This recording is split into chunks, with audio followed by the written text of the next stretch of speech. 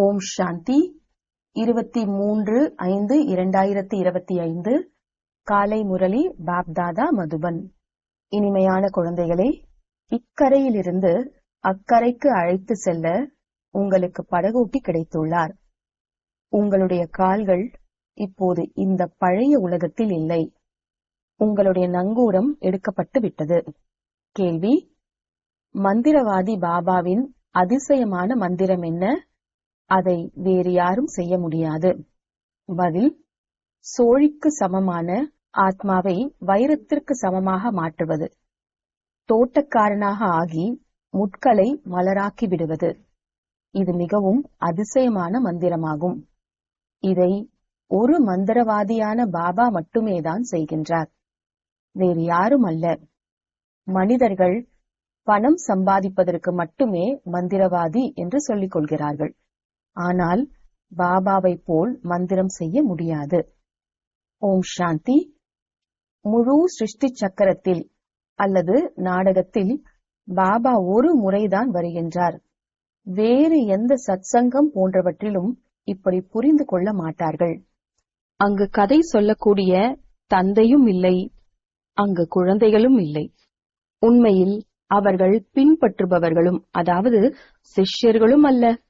இங்கே நீங்கள் குழந்தைகளாகவும் இருக்கிறீர்கள், மாணவர்களாகவும் இருக்கிறீர்கள் மற்றும் சிஷ்யர்களாகவும் இருக்கிறீர்கள். பாபா குழந்தைகளை தன்னோடு அழைத்து செல்வார். தந்தை சொல்கின்றார் என்றால் குழந்தைகளும் கூட இந்த மோசமான உலகத்தில் இருந்து தங்களுடைய மலர் போன்ற உலகத்திற்கு சென்று ராஜ்யம் செய்வார்கள். இது குழந்தைகளாகிய உங்களுடைய புத்தியில் வர வேண்டும். இந்த சரீரத்திற்குள், அதாவது சிவபாபா வரக்கூடிய உடலில் இருக்கக்கூடிய பிரம்மா ஆத்மா குஷியடைகிறது. உங்களுடைய ஆத்மாவும் மிகவும் குஷியடைய வேண்டும். எல்லையற்ற தந்தை வந்துள்ளார். அவர் அனைவருக்கும் தந்தையாக இருக்கின்றார். இந்த புரிதலும் குழந்தைகளாகிய உங்களுக்கு மட்டும்தான் இருக்கிறது. மற்றபடி முழு உலகத்தில் இருக்கின்றவர்கள் புரியாதவர்களாகவே இருக்கின்றார்கள். ராவணன் உங்களை எவ்வளவு முட்களாக்கிவிட்டான் என்று பாபா கூறுகின்றார். பாபா வந்து புத்திசாலியாக மாற்றுகின்றார். முழு உலகத்தின் மீது ராஜ்யம் செய்ய தகுதியாக அந்த அளவிற்கு புத்திசாலியாக மாற்றுகின்றார். இந்த மாணவ வாழ்க்கையும் கூட பகவான் வந்து படிப்பிக்கும் போது ஒரு முறைதான் நடக்கிறது. இது உங்களுடைய புத்தியில் இருக்கிறது. மற்றபடி யார் தங்களுடைய வேலை, தொழில் போன்றவற்றில் மாட்டிக்கொண்டிருக்கிறார்களோ அவர்களுக்கு ஒருபோதும் பகவான் படிப்பிக்கின்றார் என்பது புத்தியில் வர முடியாது. அவர்களுக்கு தங்களுடைய தொழில் போன்றவைதான் நினைவில் இருக்கிறது. எனவே பகவான் நமக்கு படிப்பிக்கின்றார் என்று குழந்தைகளாகிய நீங்கள் தெரிந்திருக்கும் போது எவ்வளவு மகிழ்ச்சி இருக்க வேண்டும். மற்றவர் அனைவரும் ஒரு பைசாவிற்கு ஒப்பானவர்களின் குழந்தைகளாவர். நீங்கள் பகவானுடைய குழந்தைகளாக ஆகியுள்ளீர்கள். எனவே குழந்தைகளாகிய உங்களுக்கு அளவற்ற குஷி இருக்க வேண்டும். சிலர் மிகவும் மகிழ்ச்சியாக இருக்கிறார்கள். சிலர், பாபா எங்களுக்கு முரளி நன்றாக புரிந்து கொள்ள முடியவில்லை என்று சொல்கிறார்கள். அட, முரளி என்ன கஷ்டமானதா என்ன? பக்தியில் சாது சந்நியாசிகளிடம் சென்று நாங்கள் ஈஸ்வரனை எப்படி அடைவது என்று கேட்பதை போல இருக்கிறது. ஆனால் அவர்கள் தெரிந்திருக்கவில்லை. பகவானை நினைவு செய்யுங்கள் என்று மட்டும் விரலால் சமிக்ஷை காட்டுவார்கள். அவ்வளவுதான், குஷியாகி விடுகிறார்கள். அவர், அதாவது பகவான் யார் என்பதை உலகத்தில் யாருமே தெரிந்திருக்கவில்லை. தங்களுடைய தந்தையை யாருமே தெரிந்திருக்கவில்லை. இந்த நாடகமே அப்படிதான் உருவாக்கப்பட்டுள்ளது. இருந்தாலும் மறந்து விடுவார்கள். உங்களில் கூட அனைவரும் பாபா மற்றும் படைப்பை தெரிந்திருக்கவில்லை. ஆங்காங்கே போதை இறங்கி விடுகிற மாதிரி நடத்தையில் இருக்கிறார்கள். கேட்கவே கேட்காதீர்கள். இப்போது குழந்தைகளாகிய உங்களுடைய கால்கள் பழைய உலகத்தில் இல்லாதது போல் ஆகும். கலியுகத்திலிருந்து இப்போது கால்கள் உயர்த்தப்பட்டு விட்டன என்பதை நீங்கள் தெரிந்துள்ளீர்கள். கப்பலில் நங்கூரங்கள் எடுக்கப்பட்டு விட்டது. இப்போது நாம் சென்று கொண்டிருக்கின்றோம். பாபா நம்மை எங்கே அழைத்து செல்வார் என்பது புத்தியில் இருக்கிறது. ஏனென்றால் பாபா படகோட்டியாகவும் இருக்கின்றார் என்றால் தோட்டக்காரனாகவும் இருக்கின்றார். முட்களை மலர்களாக மாற்றுகின்றார். அவரைப் போல் முட்களை மலர்களாக்கும் தோட்டக்காரர் வேறு யாரும் இல்லை.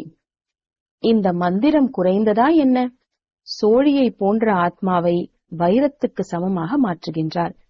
இன்றைக்கு நிறைய மந்திரவாதிகள் வந்துவிட்டார்கள். இது ஏமாற்றுக்கார உலகமாகும். பாபா சத்குருவாக இருக்கின்றார். சத்குரு அழிவற்றவர் என்றும் சொல்கின்றார்கள். மிகவும் ஈடுபாட்டோடு சொல்கின்றார்கள்.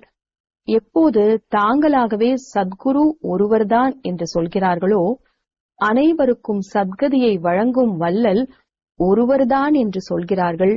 பிறகு தாங்களே தான் குரு என்றும் சொல்லிக் கொள்ள வேண்டும். அவர்களும் எதையும் புரிந்து கொள்வதில்லை. மக்களும் எதையும் புரிந்து கொள்வதில்லை. இந்த பழைய உலகத்தில் என்னதான் வைக்கப்பட்டுள்ளது? தந்தை புதிய வீட்டை உருவாக்கி கொண்டிருக்கின்றார் என்று குழந்தைகளுக்கு தெரிகிறது என்றால், புதிய வீட்டை வெறுப்பவர்கள் மற்றும் பழைய வீட்டின் மீது அன்பு வைப்பவர்கள் யார் இருப்பார்கள்? புத்தியில் புதிய வீடுதான் நினைவிருக்கிறது. நீங்கள் எல்லையற்ற தந்தையின் குழந்தைகளாக ஆகியிருக்கிறீர்கள் என்றால், பாபா நமக்காக புதிய உலகத்தை உருவாக்கி கொண்டிருக்கிறார் என்பது உங்களுக்கு நினைவிருக்க வேண்டும். நாம் அந்த உலகத்திற்கு செல்கின்றோம். அந்த புதிய உலகத்திற்கு நிறைய பெயர்கள் இருக்கிறது. சத்யுகம், ஹெவன், பாரடைஸ், வைகுண்டம் போன்றவைகளாகும். உங்களுடைய புத்தி இப்பொழுது பழைய உலகத்திலிருந்து நீங்கிவிட்டது என்றால், பழைய உலகத்தில் துக்கமே துக்கம்தான் இருக்கிறது. இதனுடைய பெயரே நரகம், முட்களின் காடு, மோசமான நரகம், கம்சபுரி என்பன ஆகும். இதனுடைய அர்த்தத்தையும் யாரும் தெரிந்திருக்கவில்லை. கல் புத்தி அல்லவா? பாரதத்தின் நிலை என்னவாக ஆகிவிட்டது பாருங்கள். இந்த சமயத்தில் அனைவரும் கல் புத்தியுடையவர்களாக இருக்கிறார்கள் என்று பாபா கூறுகின்றார். சத்யுகத்தில் அனைவரும் தங்க புத்தியுடையவர்கள். எப்படி ராஜா ராணியோ அப்படி பிரஜைகளாவர். இங்கே இருப்பதோ பிரஜைகள் மீதான ராஜ்யம். ஆகையினால் அனைவரும் ஸ்டாம்ப், அதாவது தபால் தலைகளும் உருவாக்கி கொண்டிருக்கிறார்கள். உயர்ந்ததிலும் உயர்ந்தவர் பாபா என்பது குழந்தைகளாகிய உங்களுடைய புத்தியில் நினைவிருக்க வேண்டும். பிறகு இரண்டாவதாக உயர்ந்தவர் யார்? பிரம்மா, விஷ்ணு, சங்கருக்கு எந்த உயர்வும் இல்லை. சங்கருக்கு ஆடை போன்றவைகள் எப்படி உருவாக்கிவிட்டார்கள்? அவர் பாங் குடிக்கின்றார், அதாவது மயக்கம் தரக்கூடிய பாலை குடிக்கின்றார். ஊமத்தையை, அதாவது போதை தரக்கூடிய பொருளை சாப்பிடுகின்றார் என்று சொல்லிவிடுகின்றார்கள். இது அவமரியாதை அல்லவா? இந்த விஷயங்கள் நடப்பதே இல்லை. தங்களுடைய தர்மத்தையே மறந்தவர்களாக இருக்கிறார்கள். தங்களுடைய தேவதைகளை என்னென்ன சொல்லிக் கொண்டிருக்கிறார்கள். எவ்வளவு அவமரியாதை செய்கின்றார்கள். ஆகையினால்தான் பாபா கூறுகின்றார், என்னையும் அவமரியாதை செய்வதோடு சங்கரருக்கும் பிரம்மாவுக்கும் அவமரியாதை செய்கின்றார்கள். விஷ்ணுவிற்கு அவமரியாதை நடப்பதில்லை. உண்மையில் மறைமுகமாக அவருக்கும் செய்கின்றார்கள். ஏனென்றால் விஷ்ணுதான் ராதா கிருஷ்ணராவார். கிருஷ்ணர் சிறிய குழந்தை எனும்போது மகாத்மாக்களை விடவும் உயர்ந்தவர் என்று பாடப்படுகின்றார். இந்த பிரம்மா கடைசியில் சந்நியாசம் செய்கின்றார். அவர், அதாவது கிருஷ்ணர், சிறிய குழந்தை தூய்மையாகவே இருக்கின்றார். பாவம் போன்றவற்றை தெரிந்திருக்கவே இல்லை. எனவே உயர்ந்ததிலும் உயர்ந்தவர் சிவபாபா. அப்போது பிரஜாபிதா எங்கு இருக்க வேண்டும் என்பது கூட பாவம் இவர்களுக்கு தெரியவில்லை. பிரஜாபிதா பிரம்மாவை ஷரீரமுடையவராக காட்டுகின்றார்கள். அஜ்மீரில் அவருடைய கோவில் இருக்கிறது. பிரம்மாவிற்கு தாடி மீசை வைத்து காட்டுகின்றார்கள். சங்கர் அல்லது விஷ்ணுவிற்கு வைப்பதில்லை. எனவே இது புரிந்து கொள்ள வேண்டிய விஷயமாகும். பிரஜாபிதா பிரம்மா சூக்ஷ்ம வதனத்தில் எப்படி இருப்பார்? அவர் இங்கே இருக்க வேண்டும். இந்த சமயத்தில் பிரம்மாவிற்கு எவ்வளவு குழந்தைகள் இருக்கிறார்கள்? பிரஜாபிதா பிரம்மா குமார் குமாரிகள் இவ்வளவு அதிகமானோர் இருக்கிறார்கள் என்று எழுதப்படுகிறது என்றால், கண்டிப்பாக பிரஜாபிதா பிரம்மா இருப்பாரல்லவா? உயிருள்ளவராக இருக்கின்றார் என்றால் கண்டிப்பாக ஏதாவது செய்து கொண்டிருப்பார். பிரஜாபிதா பிரம்மா குழந்தைகளை மட்டும் உருவாக்குகின்றாரா அல்லது வேறு எதையும் செய்கின்றாரா? ஆதி தேவன் பிரம்மா, ஆதி தேவி சரஸ்வதி என்று சொல்கிறார்கள். ஆனால் அவர்களுடைய நடிப்பு என்ன என்பது யாருக்கும் தெரியவில்லை. படைப்பவர் என்றால் கண்டிப்பாக அங்கே இருந்துவிட்டு சென்றிருப்பார். கண்டிப்பாக பிராமணர்களை சிவபாபா தத்தெடுத்திருப்பார். இல்லையென்றால் பிரம்மா எங்கிருந்து வந்தார்? இவை புதிய விஷயங்கள் அல்லவா? எதுவரை பாபா வரவில்லையோ அதுவரை யாரும் தெரிந்து கொள்ளவில்லை. யாருக்கு என்ன நடிப்போ அதையே நடிக்கிறார்கள்.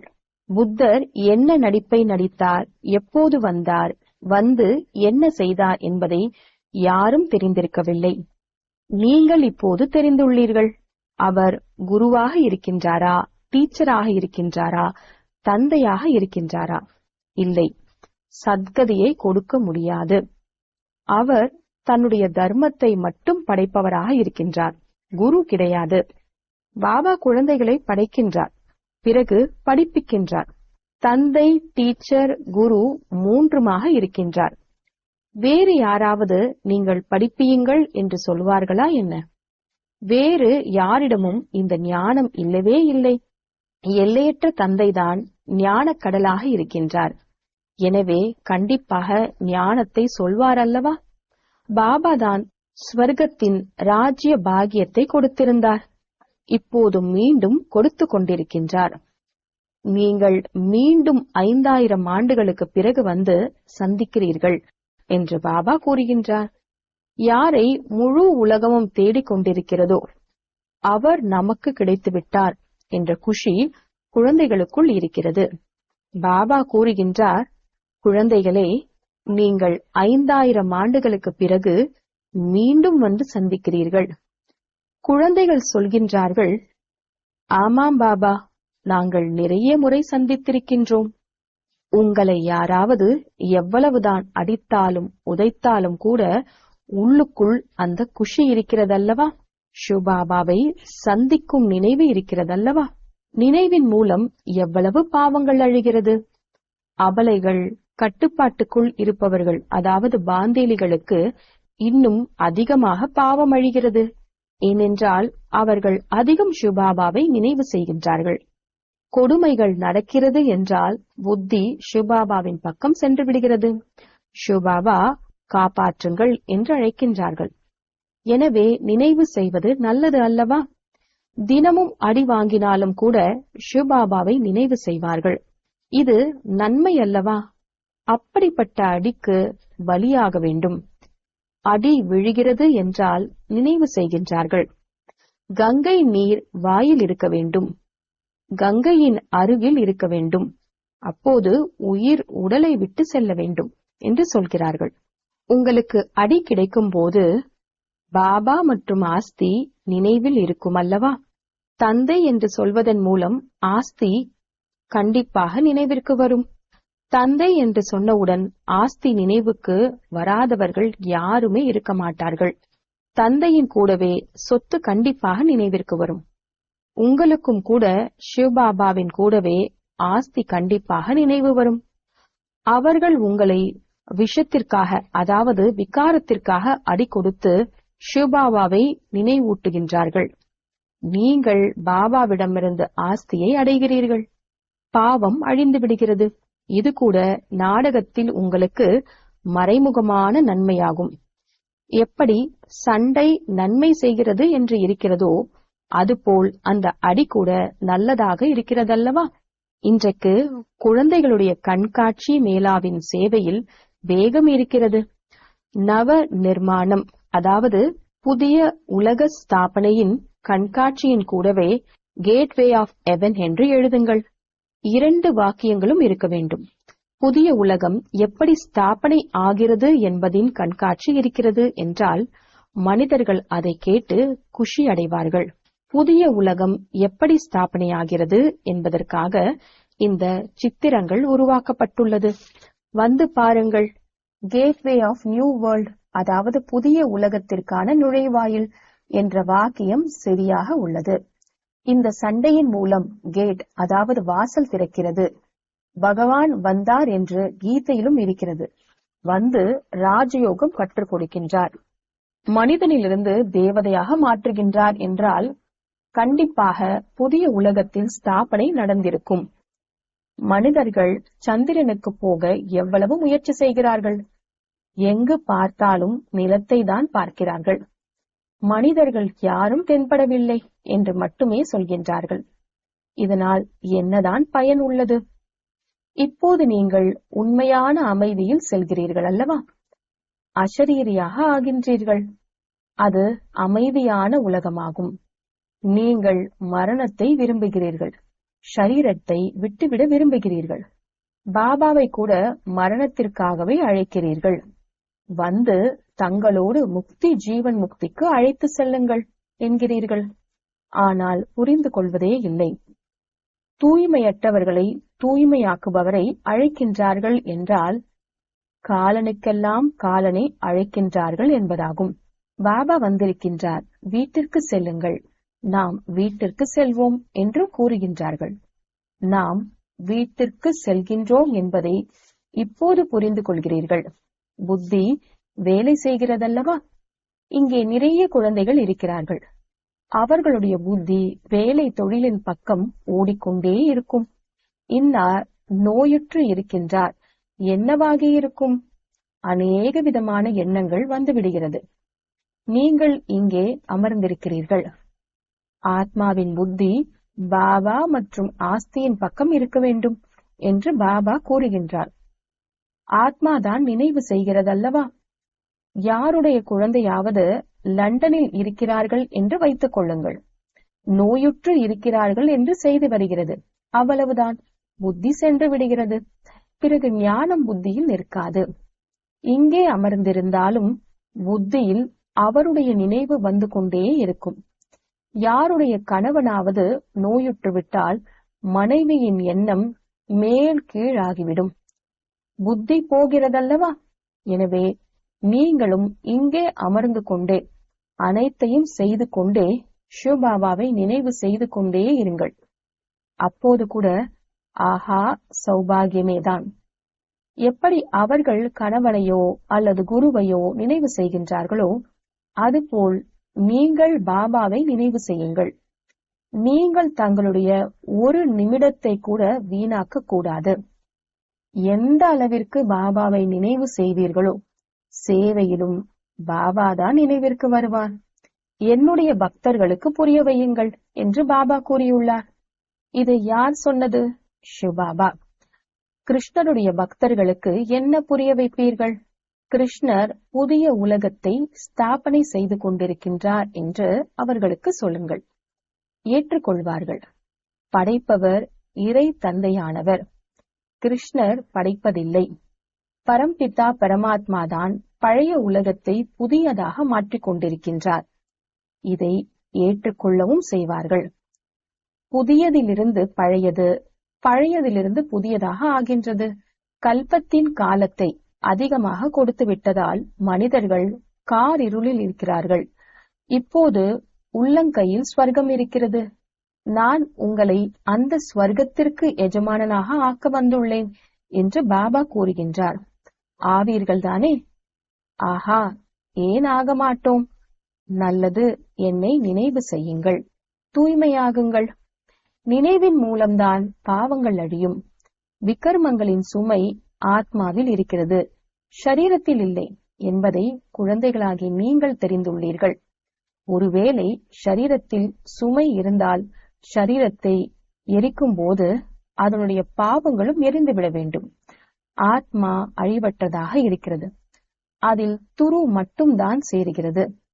அதை நீக்குவதற்கு பாபா ஒரே ஒரு யுக்தி கூறுகின்றார். என்னை நினைவு செய்யுங்கள். தூய்மையற்ற நிலையிலிருந்து தூய்மையாகுவதற்கான யுக்தி எவ்வளவு நன்றாக இருக்கிறது. கோவில் கட்டக்கூடியவர்கள், சிவனுடைய பூஜை செய்பவர்களும் கூட பக்தர்கள்தான் அல்லவா? பூஜாரியை ஒருபோதும் பூஜிக்கத்தக்கவர் என்று சொல்ல முடியாது.